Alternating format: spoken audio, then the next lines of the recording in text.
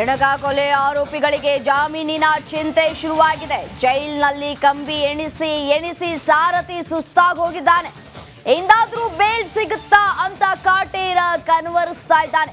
Session ಕೋರ್ಟ್ನಲ್ಲಿ ಜಾಮೀನು ಅರ್ಜಿ ವಿಚಾರಣೆ ಆಗತ್ತೆ. ಬೇಲ್ಗಾಗಿ ದರ್ಶನ್, ಪವಿತ್ರ ಗೌಡ, ರವಿಶಂಕರ್, ಲಕ್ಷ್ಮಣ್ ಅರ್ಜಿ ವಿಚಾರಣೆ ಆಗತ್ತೆ. ಇಂದು 4 ಆರೋಪಿಗಳ ಬೇಲ್ ಅರ್ಜಿ ವಿಚಾರಣೆ ಆಗತ್ತೆ. ಈಗಾಗಲೇ 3 ಬಾರಿ ಮುಂದೂಡಿಕೆ ಆಗಿದೆ. ಇವತ್ತಾದ್ರೂ ಜಾಮೀನು ಸಿಗುತ್ತಾ ಅನ್ನುವಂತಹ ನಿರೀಕ್ಷೆಯಲ್ಲಿದ್ದಾರೆ ಈ ಆರೋಪಿಗಳು.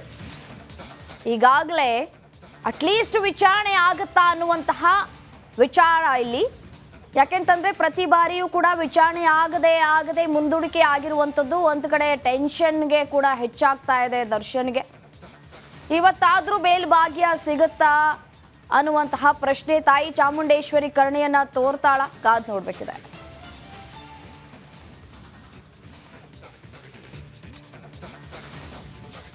ದರ್ಶನ್ಗೆ ಬೇಲ್ ಸಿಗುತ್ತಾ ಇಲ್ವಾ ಎಂಬುದು ಎಂದು ನಿರ್ಧಾರವಾಗಲಿಕ್ಕಿದೆ. ಆದರೆ ದರ್ಶನ್ ಪರ ವಕೀಲರು ಸಖತ್ ಹೋಮ್ ವರ್ಕ್ ಮಾಡಿದ್ದಾರೆ. 3991 ಪುಟಗಳ ಚಾರ್ಜ್ ಶೀಟ್ ನಲ್ಲಿರುವಂತಹ ಲೋಪಗಳನ್ನ ಎತ್ತಿ ತೋರಿಸೋದಕ್ಕೆ ಸಜ್ಜಾಗಿದ್ದಾರೆ. ಆ ಆರೋಪಗಳೇನು ಸಾಬೀತಾದ್ರೆ ದರ್ಶನ್ ರಿಲೀಸ್ ಪಕ್ಕಾ ಅಂತ ಕೂಡ ಹೇಳಲಾಗ್ತಾ ಇದೆ. ಈ ಕುರಿತ ಒಂದು ವರದಿ ಇದೆ, ಬನ್ನಿ ನೋಡ್ತಾ ಹೋಗೋಣ.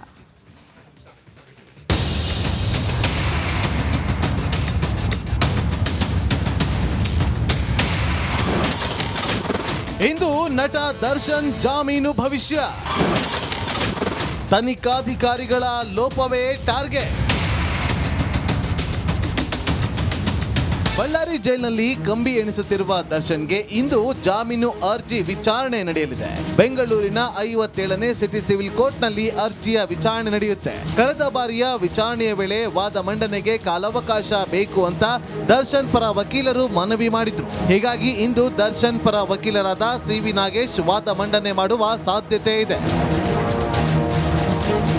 ರೇಣುಕಾಸ್ವಾಮಿ ಕೊಲೆ ಪ್ರಕರಣದ ತನಿಖೆ ಅಂತ್ಯವಾಗಿದೆ. ಚಾರ್ಜ್ ಶೀಟ್ ಸಲ್ಲಿಕೆ ಆದ ಬಳಿಕ ಜಾಮೀನಿಗಾಗಿ ಅರ್ಜಿ ಸಲ್ಲಿಸಲಾಗಿದೆ. ಕೇಸ್ಗೆ ಸಂಬಂಧಪಟ್ಟಂತೆ ಕೆಲವು ಅನುಮಾನ ಇದ್ದಿದ್ದರಿಂದ ಕಳೆದ ಬಾರಿ ದರ್ಶನ್ ಪರ ವಕೀಲರು ಬಳ್ಳಾರಿ ಜೈಲಿಗೆ ಭೇಟಿ ನೀಡಿ ಮಾತುಕತೆ ನಡೆಸಿ ಬಂದಿದ್ರು. ಹೀಗಾಗಿ ವಾದ ಮಂಡನೆಗೆ ಕಾಲಾವಕಾಶ ಬೇಕು ಅಂತ ದರ್ಶನ್ ಪರ ವಕೀಲ ಸುನಿಲ್ ಕೋರಿದ್ರು. ಹಾಗಾಗಿ ದರ್ಶನ್ ಪರ ವಕೀಲರ ವಾದವೇನು, ಬನ್ನಿ ನೋಡೋಣ.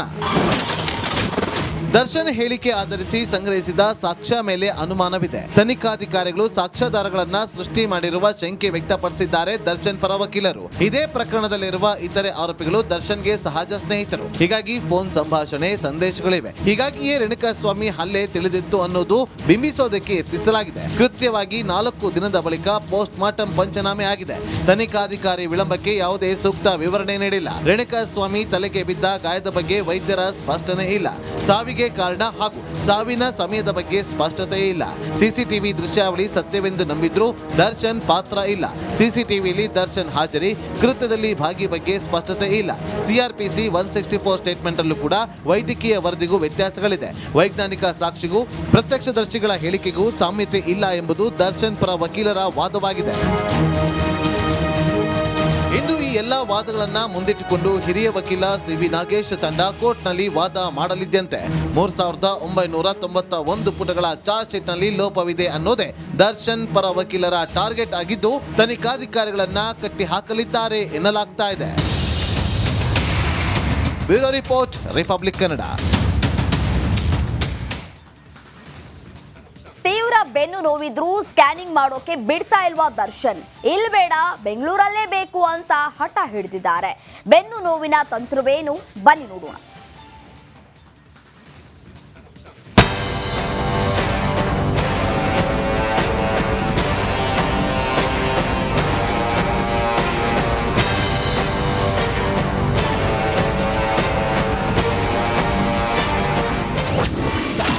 ಜೈಲಲ್ಲಿರುವ ದರ್ಶನ್ಗೆ ಹೆಚ್ಚಾದ ಬೆನ್ನು ನೋವು. ಸ್ಕ್ಯಾನಿಂಗ್ಗೆ ಸೂಚಿಸಿದ್ರು ಜೈಲು ವೈದ್ಯರು. ಬೆಂಗಳೂರಿಗೆ ಹೋಗಬೇಕು ಎಂದ ನಟ. ಸ್ಯಾಂಡಲ್ವುಡ್ ನಟ ದರ್ಶನ್ ಜೈಲು ಸೇರಿದಾಗಿನಿಂದಲೂ ಬೆನ್ನು ನೋವಿನ ಸಮಸ್ಯೆ ಬಗ್ಗೆ ಸುದ್ದಿಯಾಗುತ್ತಲೇ ಇತ್ತು. ಇದಕ್ಕಾಗಿಯೇ ನಟನಿಗೆ ಸರ್ಜಿಕಲ್ ಚೇರ್ ವ್ಯವಸ್ಥೆಯನ್ನು ಕೂಡ ಮಾಡಲಾಗಿತ್ತು. ತೀವ್ರ ಬೆನ್ನು ನೋವಿನ ಸಮಸ್ಯೆಯಿಂದ ಬಳಲುತ್ತಿರುವಂತಹ ಆರೋಪಿ ದರ್ಶನ್ ಇದರಿಂದಾಗಿ ಕಷ್ಟಪಡ್ತಿದ್ದಾರಂತೆ. ಬೆನ್ನು ನೋವು ಹೆಚ್ಚಾಗ್ತಾ ಇರುವುದರಿಂದ ಬಿಮ್ಸ್ ಆಸ್ಪತ್ರೆಯ ಆರ್ಥೋಪೆಡಿಷಿಯನ್ ಜೈಲಿನಲ್ಲೇ ಆರೋಗ್ಯ ತಪಾಸಣೆ ನಡೆಸಿದ್ದಾರೆ.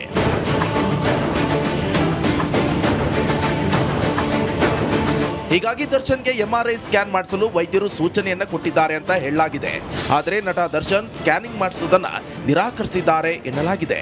ನಾನು ಬೆಂಗಳೂರಿಗೆ ಹೋದ್ಮೇಲೆ ಸ್ಕ್ಯಾನ್ ಮಾಡಿಸ್ತೀನಿ ಅಂತ ಹೇಳಿದ್ರಂತೆ.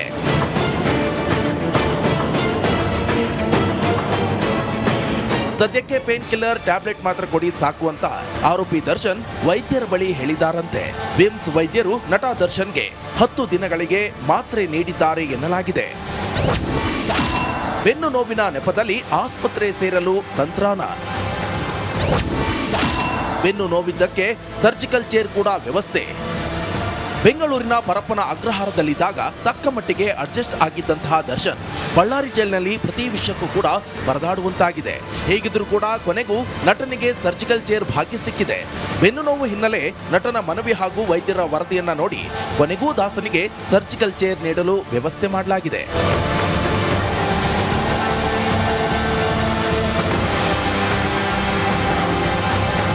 ದರ್ಶನ್ಗೆ ಕೊನೆಗೂ ಸರ್ಜಿಕಲ್ ಚೇರ್ ಭಾಗ್ಯ ಸಿಕ್ಕಿದೆ. ಸೆಪ್ಟೆಂಬರ್ 2ರಂದು ಸಂಜೆ ದರ್ಶನ್ ಸೆಲ್ಗೆ ಸರ್ಜಿಕಲ್ ಚೇರ್ ಬಂದಿದೆ. ಕೂಲಂಕುಷವಾಗಿ ಆರೋಗ್ಯ ತಪಾಸಣೆ ಹಾಗೂ ರಿಪೋರ್ಟ್ ಪರಿಶೀಲನೆ ಬಳಿಕ ದರ್ಶನ್ಗೆ ಚೇರ್ ಕೊಡಲು ಒಪ್ಪಿಗೆ ಕೊಡಲಾಗಿದೆ. ಇಷ್ಟಾದರೂ ದರ್ಶನ್ ತಮ್ಮ ಹಠ ಬಿಟ್ಟಿಲ್ವಂತೆ. ಹೀಗಾಗಿ ವೈದ್ಯರ ನೆಪವೊಡ್ಡಿ ಬೆಂಗಳೂರಿಗೆ ಶಿಫ್ಟ್ ಆಗಲು ಪ್ರಯತ್ನ ಪಡ್ತಿದ್ದಾರೆ ಎನ್ನಲಾಗಿದೆ. ರೇಣುಕಾರಾಧ್ಯ, ರಿಪಬ್ಲಿಕ್ ಕನ್ನಡ, ಬಳ್ಳಾರಿ.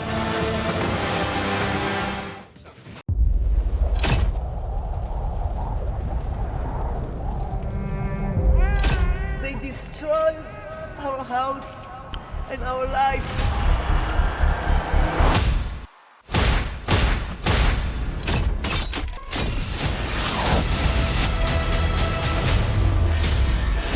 ಹಮಾಸ್ ಉಗ್ರರ ದಾಳಿ ಭಯಂಕರವಾಗಿದೆ.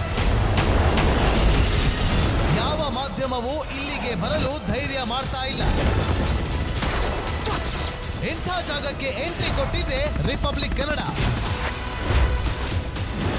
ಯುದ್ಧ ಭೂಮಿಯಿಂದ ರಿಪಬ್ಲಿಕ್ ಕನ್ನಡ ನೈಜ ವರದಿ. ಬುಲೆಟ್ ತಾಗಿರುವಂತಹ ದೃಶ್ಯಾವಳಿಯನ್ನ ನಿಮ್ಗೆ ತೋರಿಸ್ತಾ ಇದೀನಿ. ನಾನು ನಿಂತಿರುವಂತದ್ದು ಗಾಜಾ ಪಟ್ಟಿಯಲ್ಲಿ. ಹಮಾಸ್ ಬಂಡುಕೋರರು ಹಿಡಿದಿದ್ದ ವೆಪನ್ಗಳಿದು. ಇದು RPG-29 ಲಾಂಚರ್. ಛಿದ್ರಗೊಂಡಿರುವ ಕಟ್ಟಡಗಳು. ಈ ಮನೆಯಲ್ಲಿದ್ದಂತಹ ಬಾಡಿಗಳನ್ನ ಸುಟ್ಟು ಕರಕಲಾಗಿದೆ. 6,000 ಸಾವಿನ ಗಡಿ ದಾಟಿದೆ. ನರಕವನ್ನಾಗಿ ಮಾಡಿಬಿಟ್ಟಿದ್ದಾರೆ.